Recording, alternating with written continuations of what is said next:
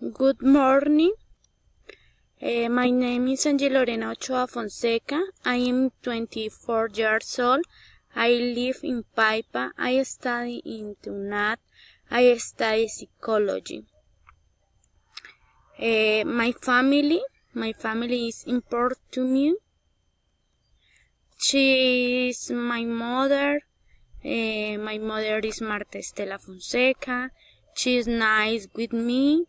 She works at a swim factory.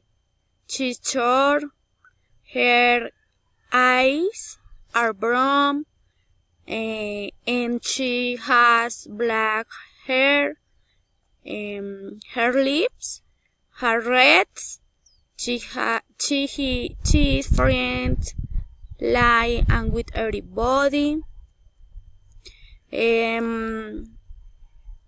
He is my father. My name is Edgar Ochoa Romero. He is 46 years old. He is operator.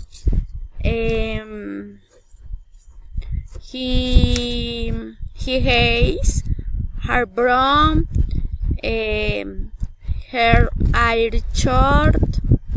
He is good after. She's my sister. She's Divine. His name is Edith Joanna Ochoa. She's 22 years old. She's an policeman. Thank you.